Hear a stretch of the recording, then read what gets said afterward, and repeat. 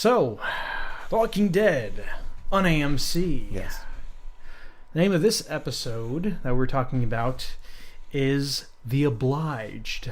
For some reason, the names are getting more and more ominous. I didn't know why the last one was called Warning Signs. I don't know why this one's called The Obliged. The bridge made sense. The first one made sense too. A whole new world or whatever. Whole new world. A whole new world. Whatever it was, you know. Those made sense, but now I'm kind of that eat your guts. It's kind of returning to like mid-season form with their episode titles, where it's kind of like, why is it called The Obliged? I don't like things that they're just the blank, the fill in the blank. A lot of shows do that. Like almost every show does that nowadays. It's really common. Lazy. Anyway. Speaking of lazy writing, we'll get into that in a little bit with this episode review. Oof. So, yeah, this episode starts with Michonne. So, what's Michonne up to these days? Well, she's making a charter. Doing a lot of crap. Building a new world. Yeah. She's like reading books about other foreign policies. I don't know. Yeah, she's probably, it's neat because they're not far away from Washington, D.C. Yeah. In the show. So... she probably has access to, at least some access to, government papers and I'm sure it's not just like, to start a new country, here's what you got to do. It's not like that, but she's doing her research. And deriving laws and stuff and codes. And she is looking into, what laws look like, she's getting into the whole government deal. Yeah, I think it's kind of cool. It is neat. But she's also doing a lot of other stuff. I don't know. Gosh. The list goes on. She's doing that during the day, but by night.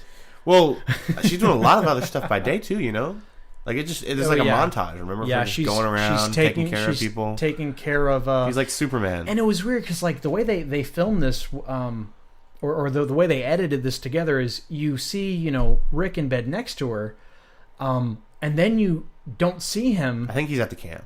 That's the. But I was just like, at first I was like, is this them like saying that she's dreaming of when Rick isn't going to be there? But then like they showed him like randomly like chasing Judith. Yeah. So it was just like, oh okay, why did you not have him the last like 3 minutes? Yeah, I think it's just because he was at the camp. Yeah. But it was. You can see how I was confused. Yeah, and then there was like a montage of just her just getting out of bed, grabbing a sword. And yeah, the sword which has been staying on the mantle and unused. By night, she is the Walker killer. Yeah, she's like the Walker Slayer. It's weird. She's got to go out and just... Michonne the Walker Slayer on the WB. Yeah. Yeah, she's killing walkers, and I hate when they do this thing where... Like, Michonne is super experienced. She's probably, if not the best, she's one of the best walker killers out there. Mm-hmm. I hate when, one almost like, she's got to hold one back. Don't bite me because that'll be bad. It's going to kill her. Oh, no. It's also, when stuff like that happens, I can't help but think how freaking weak the walkers have to be at this point. Especially that one. Right. That one looked pretty old and decayed. Right. Like, you can't tell me that walker... And Michonne looks pretty strong. Like, you can't tell me that thing's going to actually be able to, like, exert some force on her. Yeah, I don't... You should just be able to knock that thing over. It almost seems like they get stronger as the show goes on. And it's just like, no, that's not how that would work. No. And, I mean, obviously there's newer walkers that are being made, whenever. Yeah. But that one in particular looked pretty... Like, I looked closely, I was like, could that be that strong? The science behind it is interesting in that a zombie would be stronger than a normal human simply because if they don't have any feeling and they're just going on instinct, like, they're not going to, pain keeps you from exerting so much force. From biting my finger off when I actually could. Right. Or from, like, tearing your muscles apart when if you try to lift something too heavy. They don't have... those limitations. But after a period of time, they would, especially if they're exerting force like that all the time. So yeah, it doesn't add up. Yeah, it was kind of a dumb scene, but the whole point was she can't sleep. Yeah, she needs to kill lots of walkers to satisfy her. Like, I don't know, it's kind of a weird complex. It's to be revisited, but yeah, it does. It crops back up, and then we see, of course, Rick is worried about the bridge. They've Yeah, I guess that have they completed repairs or no? They haven't. Like the supports underneath apparently weren't completed, and it rained. Yeah, and it didn't look like floodwaters going underneath it. Right, that's right, because that comes up later on. Like they didn't finish the bridge, but there is enough there to, I guess, kind of serve as a functional. But the bridge. thing is, like it rained a bunch, and Eugene's telling him that there's not a good chance of the bridge still surviving. Right. And then you got Maggie running off. Yeah, Maggie's like, I gotta go take care of Negan. Every time I look at Herschel. Herschel is the name of her and Glenn's son, which I like the name. It sounds like an old man name. I'm sorry, but I guess old man is an old man name. I know. Old men have to start somewhere. I guess that's true. That is the moral of the story. I got to get used to that. Baby Ethel, Yeah. Yeah, that's weird. But yeah, so she heads off with that one lady for some reason. She goes with her. And it takes her all day long. She never gets to Alexandria, which they never really. We don't have a map. No, we don't know how far away these places are. Previously, they've made it look a little closer. And they do kind of hop around with time. Yeah, that's true. Some episodes there'll be like a month and a half has gone by. Yeah, and we don't know what time is like on this episode. But yeah, like I think you were saying earlier, it's hard sometimes to keep track of the time for episodes like these. Mm-hmm. So basically, Rick hears that she's headed that way, and he walkie-talkies into this girl who's supposed to be like a relay person. Yeah, and she just doesn't do it. I was confused. Yeah, that's Daryl apparently messed with it, but Rick heard her talk, so he should have been fine with it being that girl. Yeah, but the girl said to herself, like, I think Maggie's done. Yeah, the girl's being a brat. Something. But Rick implies that like Daryl like made the signal like go somewhere else or something, right? No, he said you mess with the relay, and the relay is just includes So Daryl went to the girl and was like, "Hey, don't do it. If you get a message, don't forward it on." Yeah, that was so annoying.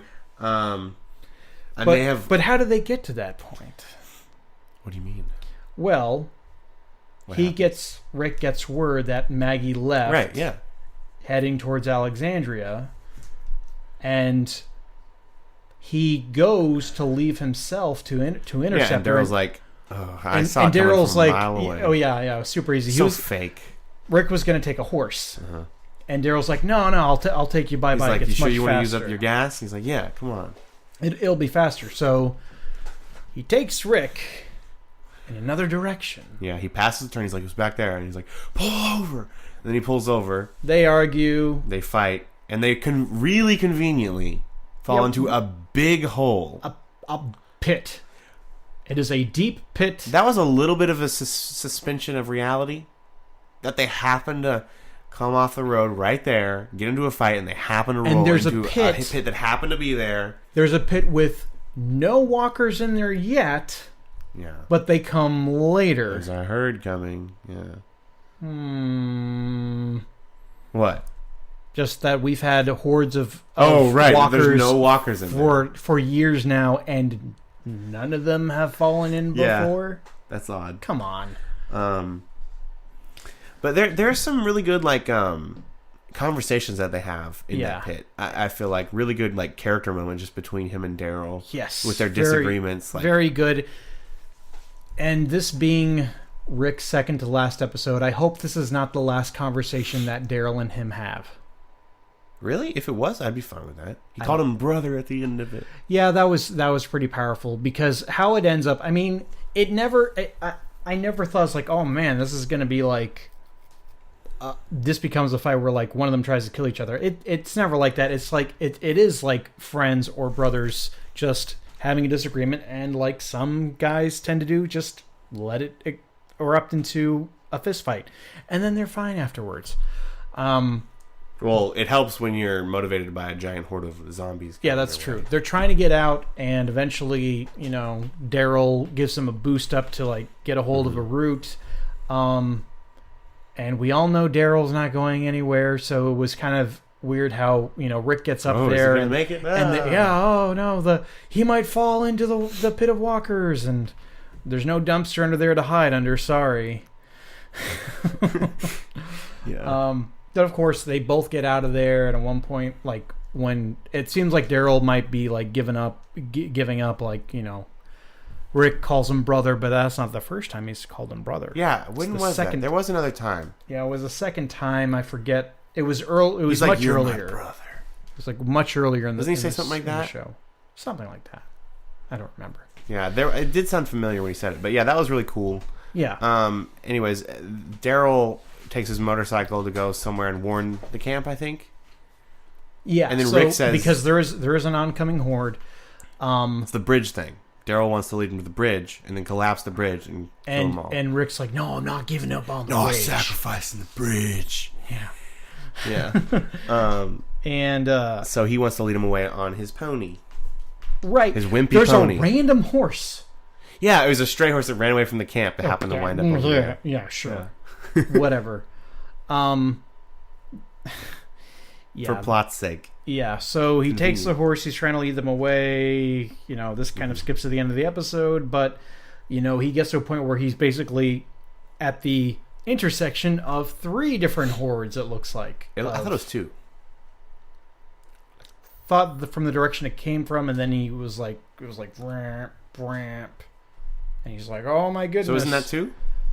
No, 2 from the side, and then 1 in front of him. And the horse, of course, panics. He falls off the horse, and I knew the moment he fell that he got impaled on something. Yeah, you could tell. Like you don't just fall off and back to it like that. Yeah. And he's got some rebar coming out of his front. Although the thing is, realistically, that reaction would have been pretty appropriate if he hadn't stabbed him something. Because like the amount of kickback on like your neck and stuff, like from hitting a stone slab, falling off a horse. So like that's kind of interesting. Like at first I was like, did they like do an appropriate reaction? Because he's like, like I feel like that's actually kind of, But then it went on and on. I was like, okay, he's probably like stabbed. Right. So yeah, it's like coming through like right about here. Probably. Yeah, it's not too far inside. Like it's definitely, it doesn't look like it's in a vital area. Yeah. Didn't hit his liver, all that. Really vital stuff. Looks like it could have missed it. But yeah, that's where the episode ends. Right. For that plot. Other plots. Michonne. Oh, yeah. we did get a plot, a scene with between Maggie and Jesus. Oh yeah. Where Jesus is basically trying to talk her out of it. Yeah. Because he knows that she wants to go kill Negan. Before she leaves. And she does it anyway. Sure, she leaves anyway. So Michonne talks to Negan because she hears that he's not eating. Right. Oh, and the reason why Daryl has to go back to the camp is because some saviors have gotten hold of guns. Oh, that's right. And they have a standoff basically between Carol and I want to say Jerry's there. Mm-hmm. Yeah, and Rick has to come break up like this like fight, right? Or was that the episode before? I think it was the episode before. Yeah. And that's why Daryl has to head back. And I forget how that gets resolved. I seem to remember it getting resolved. I don't know. Carol does another pulls another fast one on the same guy she just pulled a fast one on in the previous episode. I forget exactly what she does. I don't know. I don't think does she stab him again or cut him with something? Yeah, she does stab him. Yeah, in the one before she didn't stab him, right? No, she did. Oh my goodness, I'm getting these things mixed up. She did. She stabbed him somewhere, and But yeah, it's like the same dude. It's like, dude, you fell for it again. I don't remember. That's enough, a bit. I think that's a bit lazy. Okay, but basically, she says she doesn't want to be their leader to Rick, or was that the episode before? I watched them too close together. Well, that and they do honestly blend together. Sorry, because a lot of the events kind of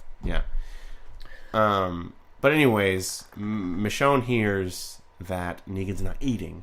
And so she's like, I got to go get him to eat. And he's like, stay and talk to me for 20 minutes. That's my Negan impression. Oh, yeah. Negan. Michonne gets that alert from, or she gets like a briefing from this someone lady. in. Right. a convenient Alexandria person who we've never seen before until now. With very noticeable hair, so I feel like that would have stood out. But whatever. I think her name is Nora. Yeah, that's right. Yeah, I was gonna say Naomi. I knew it was in. So one of the things she tells Michonne is Negan ain't eating. Negan's not eating. He's like, looks like he's doing a hunger strike. Yeah. So. And then she asks him if it's a hunger strike. Michonne asks him, and he's like, no. And then she says, okay, well then you better eat. And then she leaves, and he's like, not unless you talk to me for 20 minutes. And she's like, I thought you weren't on strike. Yeah. And so she agrees to talk to him, and he tries to play some mind games that you were not fond of. No, right. And I'm not fond of them because this basically, I didn't mind the whole thing with him trying to basically liken her losing Andre, which was a son of hers. He didn't make it. That's all she says about him. And Negan's like, well, he had a wife who he lost to cancer before this even started. It's kind of interesting. He said what used to happen. Yeah, what used to happen, cancer, like that was the thing that took people from us, not walkers. Yeah. And he it is kind of neat because he does say he draws this parallel saying like, well, I didn't want her, like she was too weak for this world, and the same thing about Andre. He was, deep down that he wasn't made for this world. And if they had stopped there, that would have been fine, but they couldn't help themselves. They made him say basically the same cliche villain line that a villain says to a hero. We're just like, same. It's like, we're the same, you and I, or you and I aren't that much different when you really think about it. Like, they've done it before in The Walking Dead, even. But aside from that, it's just a trope that gets trotted out every so often. And to me, I just kind of, as a writer myself, I just kind of find it lazy. To me, it's just everyone trying to be like the Dark Knight. You complete me, or whatever it says. Well, but even they don't. That movie does it so well. But they don't fall into that trap. He never says that we're the same. He says that, like, we're necessary. I mean, he does draw some because I feel parallels. like the Joker's whole point is like we're the same, but like you chose a different path, and now we're like. It's kind of the same thing. I always felt like he was presented as like the answer to, if Batman is the answer to all of this rampant crime, then Joker is the answer to the Batman. But maybe.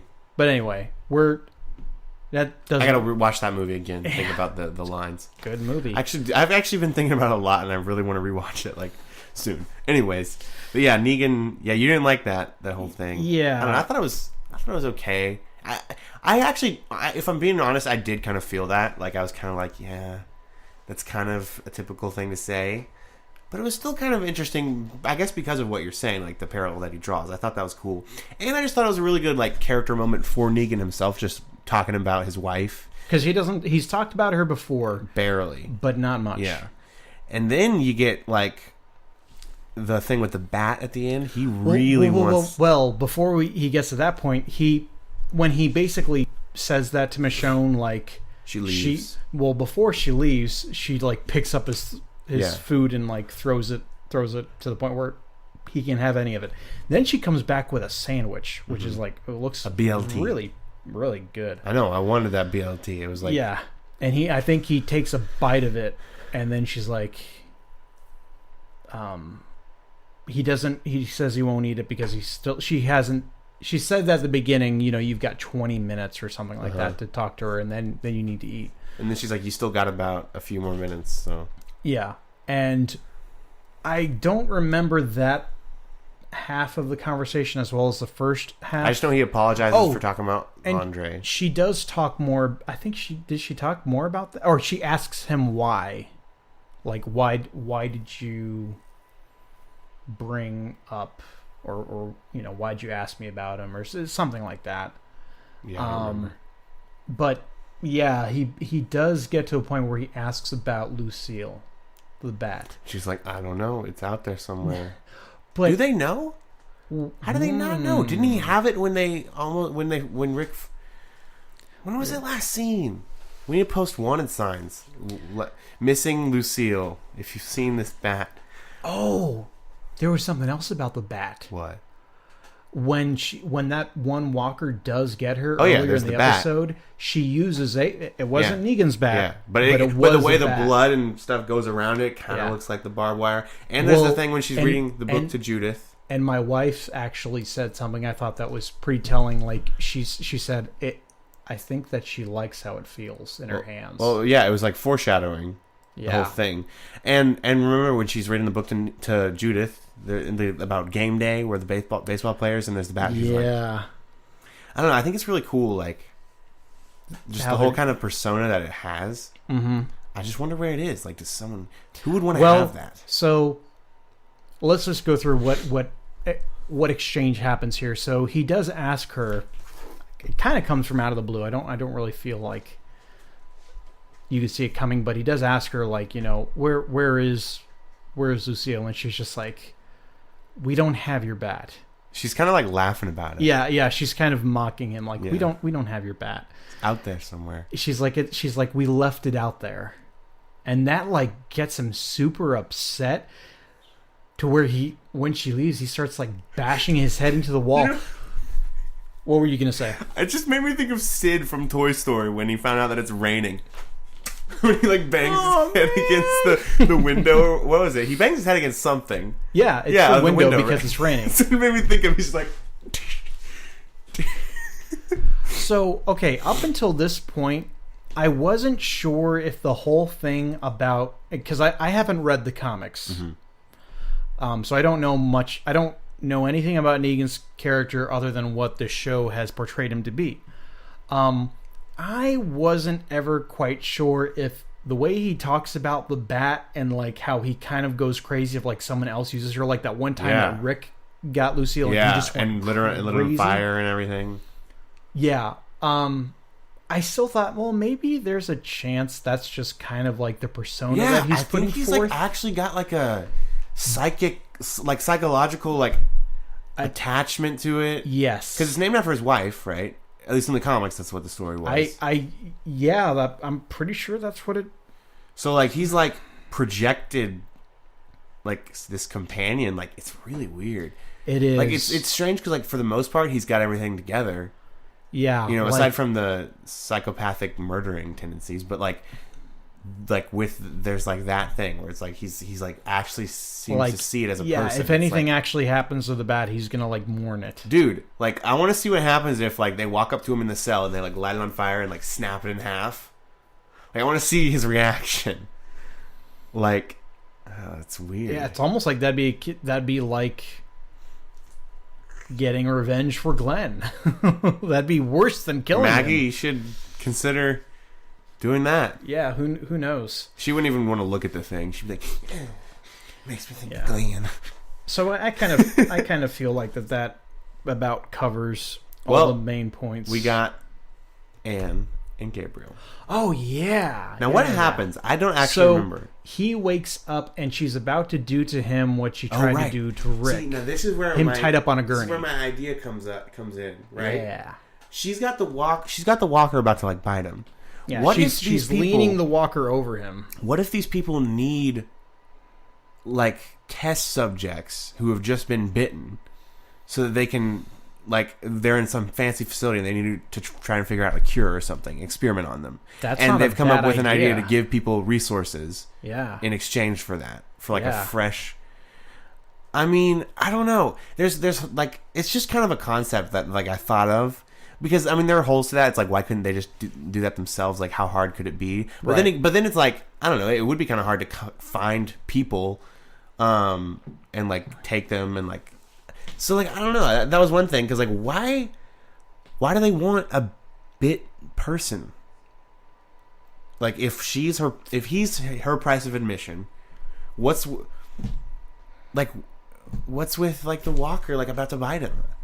Like you said. That's the only thing I could think of. Yeah, I think that works out really well. I kind of want to like research it and see if I might be close to right, but I also kind of just want to wait and see what's going on. Yeah. Like I said, they better explain it. Yeah, otherwise I'm gonna throw a fit. But that was my idea. But how does that whole sequence end? So it's I mean, she gets pretty close to it, and I Yeah. mean, he tries to talk her out of it, and He's then like, I forgive you. Yeah, he just says, for what you're about to do, I forgive you, and that like actually changes her mind. But she still knocks him out again. Oh, I remember now. And he wakes up, she's gone, and there's a note and from he's her. unbound. Yeah. She left him a note. It said, oh gosh. It said, if you want to go fast, go alone. If you want to go far, go together. I needed to go fast. That's what it said. And so it's like weird. But like I thought that she couldn't take like that's the weird thing is like I thought they wouldn't take her unless she had a B or an A or whatever. Yeah. So many questions to be answered. Many questions. And so this being Rick's second to last episode, I do want to mention that what I hope is going to happen, and it's actually funny, by the time this episode gets posted, like will be, it will have aired, Rick's final episode. What I hope happens, and I do think that they're probably going to kill him off, like it would be really weird if they, when I'm being honest about it, it would be weird if they didn't kill him off, but I'm kind of hoping that, because we have seen previews of the episode. And by the way, this isn't even the mid-season finale. Yeah. Like, I figured he would at least get to the mid-season finale. We see shots of him on a horse leading a horde of walkers behind him. I would love it if that was the last time you see Rick and you don't quite know his fate. I feel like for someone who has been the main character of the show, that would be like the perfect way to have him depart the show, because they have said that they want to leave it, they want to have an opportunity for him to return to the show. We do know that Shane is going to be in this next episode. I don't know if this is old footage or not. Ghost Shane. But it's like, and if they're setting it like kind of like this ode to Rick, although like he is gonna die. I would expect to have that. But if this is his demise, even if it's just his exit, but we don't know what happens to him, I kind of feel like we've rushed to this point. Yeah. Like, I know he's been around for, 8 seasons and a handful of episodes here, but I do feel like it's like, wow, like they just kind of ended it with him like, oh well, he fell on some rebar, I guess he's gonna, now he's got this new challenge. It kind of, even though they said like he's only got a few more episodes left, it kind of came from left field. Yeah, I wasn't expecting that to happen right there. I was kind of like, wow. But yeah, they have, and they've been making, like, I feel like they've even been making his character even more interesting just to kill him off. Yeah. Well, and I mean, it is his choice to leave the show, and if they leave, I think it would be perfect to just leave the opportunity for him to return, but I don't want to do flashbacks. My problem with him just kind of disappearing off in the sunset is you'd have characters like Michonne going crazy trying to find him. Yeah. You could have that be a plot. Oh, really? Yeah. I just feel like that'd be a lot of wasted time, because if we know she's not going to find him. But then have her give up, and then it's like, oh, he shows up later, and he's got like he's got a mountain man beard or something like that. He's gone crazy, Rick. I don't clear. Oh gosh, he's just like Morgan. Yeah, and it just when's he going to come back? Oh yeah, he's over in Fear the Walking Dead, isn't he? Right, and he just up and left. He better come back last at some season. point. I liked him sometimes. Well, and it's just like, is this going to be the same situation with Glenn, where like not everyone knows that Glenn is gone? Like, even fewer people are going to know that Rick is gone, because it seems like he's just going out. So even if they do show him dying, I feel like no one's going to be around to see him die. Yeah, which kind of stinks. Yeah. So I don't know. It just seems like this was very hastily set up, and it's not a very satisfying build up to Rick's departure. But Andy Lincoln, why'd you have to do it? Why'd you have to say that you wanted to be done with the show? Because I really like this season. Like it just feels like kind of like a different show. Yeah, I feel like I feel like this has a real chance of just taking the wind out of the sails. Exactly. That's what I'm saying. Like, to this point, like, I've really liked it. They did what they needed to do to make the show interesting again, in my opinion. Like, yeah. Like, as far as, like, the plot goes, like, and I just thought it was, like, really cool. Like, the conflicts, and like I've been saying, like, Rick's sure kind of the philosophical point, like, that Rick's making, where he's like, you have to, in order to, like, change things, you have to, like, it's kind of the idea of, like, you can't just do the same thing and expect a different outcome. Right. And that's what he's been trying to tell everyone. I just find that so interesting. And then, like, it's like I said, like, when some characters are going back and forth, I'm like, that's a good point. It's also good. Like, it's so good, and it just feels fresh, and it feels like a really good, like, season. And I think the show is at its best when it's challenging the viewer to be like, well, which way would you decide on this matter? Yeah, when it's not super obvious. Right. Like, but I don't think I mentioned this on camera. I think that before we recorded this, I discussed this. I think that because, Daryl has his good points about doing away with the saviors just altogether, and Rick has his good points about how, no, we need each other. Like, we need them for the future. What you're talking about is open war, and Carl will have died for nothing, and everyone that we've lost will have died for nothing. And that was a really impactful moment for Rick, and Daryl. He got really emotional. Yeah, and Daryl just counters it with, well, what about the other people? Do you think that they want it? It's just like, and my counter would be, well, Daryl, do you think everyone just wants another war? Yeah.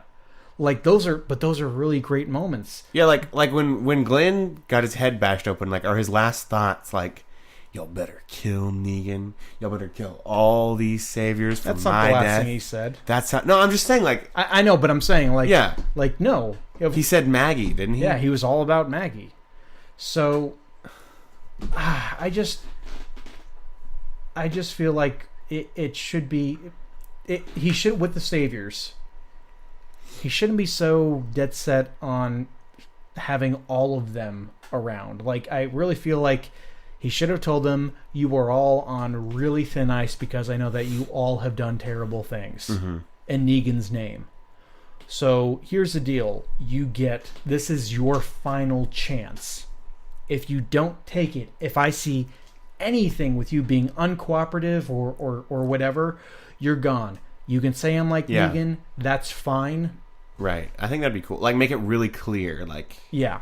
I think that would have been like... Put it in their hands. Because that would have made the people like Oceanside happy, and even... yeah, probably. I think even Maggie happy. Yeah. Although, of course, Negan'd still be alive, so... Well, I think there's a solution. Giving him one more chance. I'm not saying don't keep him imprisoned, but I think giving him one more like if you're not cooperative, we will kill you. Negan? Yeah. And letting him out? No. Oh, okay. Like that whole hunger strike, it'd be like, or we can just kill you now. Eat your food. Try and find Lucille and be like, Maggie, I know it traumatizes you to see this thing, but it traumatizes Negan way more to see you burn it, break it in half. That would be really amusing. Cut it with your sword. But anyway, like the whole avenging thing, it kind of just comes back to the notion in general that, like, you see in movies all the time, that, like, the person who died wants to be avenged. I feel like it always comes from the person who lost that person. It's a selfish thing. Yeah, absolutely. So it's like, it's closure for them. Yeah, and it really, as I said earlier off camera too, like, it doesn't actually fix the problem. It'll just make it. Yeah. It's so, like, that's the thing. Like, Daryl, he's being selfish. Goofy. It's kind of goofy. He's being selfish. I mean, granted, he does feel some responsibility for Glenn's death. Yeah. Oh, that's true. I didn't. Yeah. Yeah, he should feel a lot of responsibility. That's why he's good with Maggie wanting to kill Negan. So, yeah. But yeah, it's the show has entered into this really cool space, and to have Rick leave at this time is just kind of like, no, you're just getting to a really good part. Yeah, it's kind of a bummer, honestly. Yeah. I give it a 9 nacho cheese wheels. 9 nacho cheese wheels. I'll give it I'm gonna give it 7 peaks of Mount Everest. Pretty good.